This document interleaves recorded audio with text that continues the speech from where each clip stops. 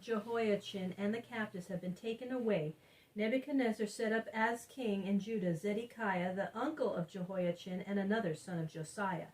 He was the 20th and last king of the kingdom of Judah.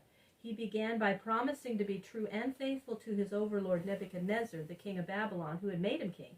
But very soon he was led by the nobles who stood around his throne to break his promise and to throw off the rule of Babylon. Also he left the worship of the Lord, as did his people, and began to pray to the idols of wood and stone that could give him no help. Jeremiah the prophet told King Zedekiah that he was doing wickedly in breaking his promises and in turning from the Lord to idols. He told Zedekiah that he would fail and would bring his kingdom to ruin.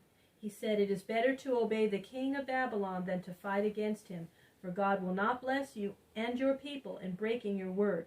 King of Babylon will come and will destroy the city. You shall see him face to face, and he will take you away a captive to his own land, and this city shall be destroyed." This made the princes and nobles very angry against Jeremiah. They said, "This man Jeremiah is an enemy of this land and a friend to the king of Babylon. He is a traitor and should be put to death."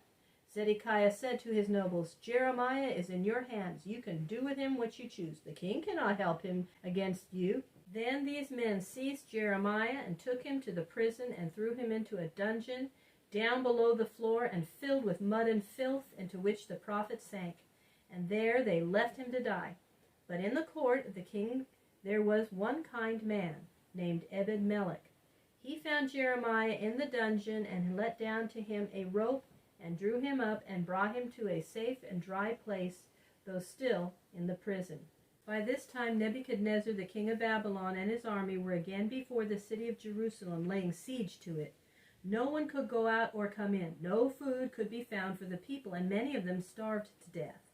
The soldiers of Nebuchadnezzar built forts and threw darts and stones, broke down the gates, and made great openings in the walls of the city. When King Zedekiah saw that the city must fall before its enemies, he tried to escape. But the men of Babylon followed him and took him prisoner, and with him all his family, his wives, and his sons.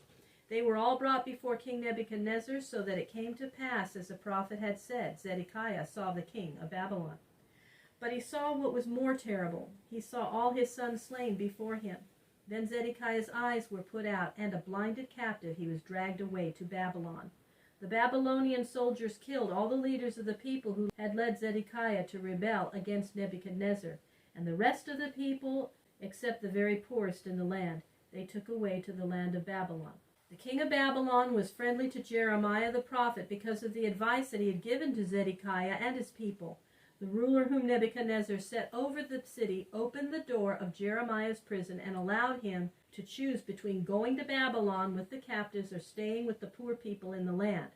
Jeremiah chose to stay, but not long after he was taken down to Egypt by enemies to the king of Babylon. And there, in Egypt, Jeremiah died. Some think that he was slain. His life had been sad, for he had seen nothing but evil come upon his land, and his message from the Lord had been a message of woe and wrath. Because of his sorrow, Jeremiah has been called the weeping prophet. Nebuchadnezzar carried away all that was left of the valuable things in the temple, and then he burnt the buildings. He tore down the walls of Jerusalem and set the city on fire. So all that was left of the city of David and the temple of Solomon was a heap of ashes and blackened stone. And thus the kingdom of Judah ended nearly 400 years after Rehoboam became its first king.